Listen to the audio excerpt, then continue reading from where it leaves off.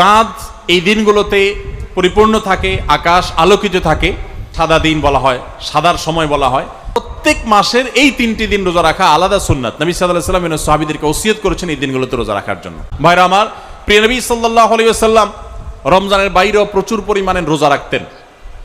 অনেক বেশি নফল রোজা, সুন্নাত রোজা তিনি রাখতেন। রমজানের বাইরে আরো 7 ধরনের নফল রোজার কথা আমরা বলতে পারি। কয় ধরনের নফল রোজা? এগুলোকে মাস্তুন সুন্নাত রোজাও বলা যেতে পারে। সুন্নাত রোজা নবী সাল্লাল্লাহু আলাইহি ওয়াসাল্লাম এই রোজাগুলো রাখতেন। আমরা শুধুমাত্র অনেকে রমজানেই রোজা রাখি, আবার আগামী রমজানের আগ পর্যন্ত আর রোজা রাখার তৌফিক হবে না। রোজার যে কত গুরুত্ব, রোজার যে কত উপকারিতা, রোজা রাখতে সামান্য একটু কষ্ট হতে পারে, কিন্তু তার স্বাস্থ্যের যে উপকারিতা লাভ সেটা বলাই বাহুল্য, আর ওয়াজ করে বোঝানোর প্রয়োজন নেই। আমরা শুধু সেগুলো আমল করা দরকার। রোজা শুধু রমজানে রাখলেন, এরপরে আপনি ক্লোজ করে ফেললেন রোজার চ্যাপ্টার, আবার আগামী রমজানে আসলে রাখবেন না, আপনি আদর্শ রোজাদার হতে পারলেন না। আদর্শ রোজাদার হতে হলে রমজানে হয়তো 30 দিন রোজা রেখেছেন, অন্য কোনো মাসে 30 দিন পুরো মাস আপনাকে রোজা রাখতে ইসলাম বলে না। আপনি মাঝে মধ্যে সেটা ধরে রাখেন, কারণ সারা বছরই আমাদের স্বাস্থ্যের জন্য রোজাটা যেমন উপকারী, ইমানের জন্য তেমনি ভাবে উপকারী। আসলে আমরা জানি যে রমজান রোজার বাইরে আরো কখন কোন কোন সময় রোজা রাখা সুন্নাত। রমজান রোজার পরে যে সমস্ত রোজাগুলো সুন্নাত, তার ভিতরে একটা হলো শাওয়াল মাসে প্রিয় নবী সাল্লাল্লাহু আলাইহি ওয়াসাল্লাম 6টি রোজা রাখার ব্যাপারে উদ্বুদ্ধ করেছেন আমাদেরকে। এটা হলো একটা সুন্নাত রোজা। যে 7 সময় বা 7 ধরনের নফল বা সুন্নাত রোজার কথা বলেছি, তার ভিতরে একটা হলো এই শাওয়ালের 6টা রোজা। সবাই চেষ্টা করবো তো ইনশাআল্লাহ। আল্লাহ আমাদের সবাইকে তৌফিক দান করুন।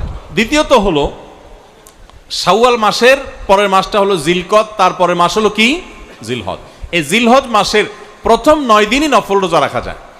এরপরে বিশেষ করে আরাফাতের দিন, যেটা জিলহজের 9 তারিখ, এই জিলহজের 9 তারিখটাতে নবী সাল্লাল্লাহু আলাইহি ওয়াসাল্লাম রোজা রাখার পর উৎসাহিত করেছেন, আমাদেরকে উদ্বুদ্ধ করেছেন। এর মাধ্যমে 1 বছর পূর্বের আবার 1 বছর পরের অগ্রিম আল্লাহ তাআলা গুনাহ খাতা মাফ করে দেন। তো এই জন্য প্রথম নফল রোজা বা সুন্নাত রোজা পেলাম শাওয়ালের 6 রোজা, আর দ্বিতীয়টা হলো জিলহজ মাসের কয় তারিখ? 9 তারিখ, 9 জিলহজ, আরাফাত দিনের রোজা। এটা নবী সাল্লাল্লাহু আলাইহি ওয়াসাল্লাম বলেছেন, আহতাসিবু আল্লাহি আন ইউকাফিরাস সানাতাল্লাতী ক্বাবলাহা ওয়াল্লাতী বা'দাহা, যে 1 বছর আগের এবং 1 বছর পরের পুরো গুনাহ আল্লাহ তাআলা মাফ করে দেন। তাহলে দুইটা পাইলাম, শাওয়ালের 6টা আর জিলহজের 9 তারিখ। নাম্বার 3, মুহররম মাসে বেশি বেশি রোজা রাখা। কোন মাসে বেশি বেশি রোজা রাখা? কারণ নবী আলাইহিস সালাম বলেছেন, আহাব্বুস সিয়ামি ইলাল্লাহি শাহরুল্লাহিল মুহররম বা'দা রমাদান শাহরুল্লাহিল মুহররম আও কামা ওয়ারাদা ফিল হাদিস।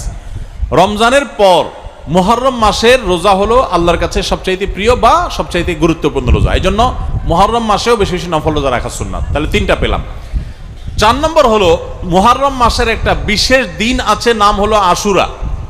আশুরা কয় তারিখকে বলা হয় ভাই? মুহররমের 10 তারিখকে বলা হয়। হিজরি বর্ষের চান্দ্রবর্ষের প্রথম মাসকে বলা হয় মুহররম। সেই মুহররম মাসের 10 তারিখ হলো কি? আশুরা। এটা একটা ঐতিহাসিক দিন। এই দিনে আল্লাহ তাআলা মুসা আলাইহিস সালামকে বিজয় দান করেছেন ফেরাউনের বিরুদ্ধে।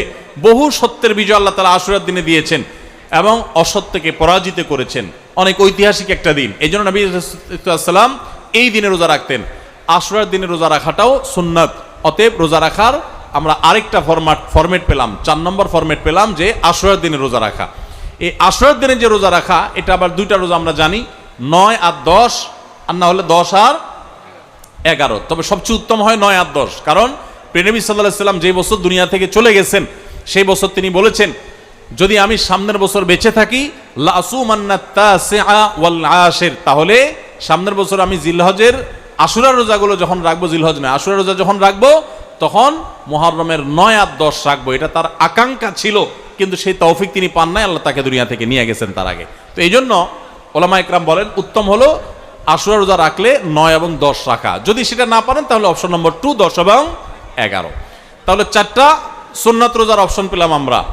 শাওয়ালের 6টা, জিলহজের 9 তারিখ, আর মুহররমের 9, 10 অথবা 10, 11, আর পুরা মুহররম মাসটাই নফল রোজার জন্য। তাহলে কয়টা হলো? 4টা। 5 নম্বর হলো শাবান মাস। শাবান মাসে প্রিয় নবী সাল্লাল্লাহু আলাইহি ওয়াসাল্লাম সবচেয়ে বেশি নফল রোজা রাখতেন। আপনারা জানেন, আমাদের আয়েশা রাদিয়াল্লাহু তাআলা বলেছেন, কারণ নবী সাল্লাল্লাহু আলাইহি ওয়াসাল্লাম ইয়াসুমু শাবান ইল্লা কালিল। নবীজি পুরো শাবান জুড়েই রোজা রাখতেন, কিছু কয়েকদিন বাদে পুরো শাবান রোজা রাখতেন। তাহলে 5 নম্বর হলো শাবান মাসে বেশি নফল রোজা রাখতেন, রমজানের আগের মাস। 5টা ফরম্যাট হয়ে গেল। আরো 2টা আইটেম আছে, তার একটা হলো মাসিক, আরেকটা হলো সাপ্তাহিক। মাসিক রোজা হলো চাঁদের 13, 14, 15, চাঁদের 13, 14, 15। এই 13, 14, 15 এই দিনগুলোকে বলা হয় আইয়ামে বীজ, অর্থাৎ চাঁদ এই দিনগুলোতে পরিপূর্ণ থাকে, আকাশ আলোকিত থাকে। তো এই জন্য আইয়ামে বীজ বলা হয়, এটাকে সাদা দিন বলা হয়, সাদার সময় বলা হয়।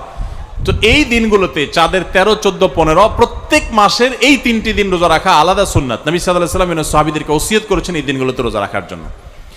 তাহলে 6 নম্বর আমরা পেয়ে গেলাম। 7 নম্বর নফল রোজা বা সুন্নাত রোজার সুযোগ আসে হলো প্রতি সপ্তাহে, সেটা হলো সোমবার এবং শুক্রবার। কি বলেন? সোমবার আর বৃহস্পতিবার। মাশাআল্লাহ, প্রিয় নবী সাল্লাল্লাহু আলাইহি ওয়াসাল্লাম এই দিনগুলোতেও নফল রোজা বেশি বেশি করে রাখতেন। তাহলে মোট 7 প্রকার আমরা পেলাম।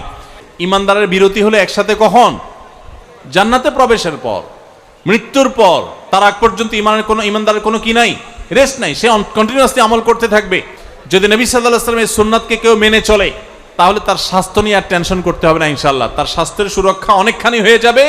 রোজার ক্ষেত্রে প্রিয় নবী সাল্লাল্লাহু আলাইহি ওয়াসাল্লামের এই সুন্নাত যদি মেনে চলে, প্রতি সপ্তাহে সোম বৃহস্পতি, মাসের 13, 14, 15, আর বাকি যেগুলো কথা বললাম, শাওয়ালের 6টা রোজা এবং জিলহজের 9 তারিখ এবং মুহররমের 9, 10, মুহররম মাস বেশি বেশি, শাবান মাস বেশি বেশি, চাঁদের 13, 14, 15 আর সোম বৃহস্পতিবার, এই সব রোজাগুলো যদি কেউ রাখে, তাহলে ইনশাআল্লাহ বিইذনিল্লাহ প্রথমত এর মাধ্যমে সে আল্লাহর কাছে আজর পাবে, বিনিময় পাবে, নবী সাল্লাল্লাহু আলাইহি ওয়াসাল্লাম সুন্নাত জিন্দা হবে।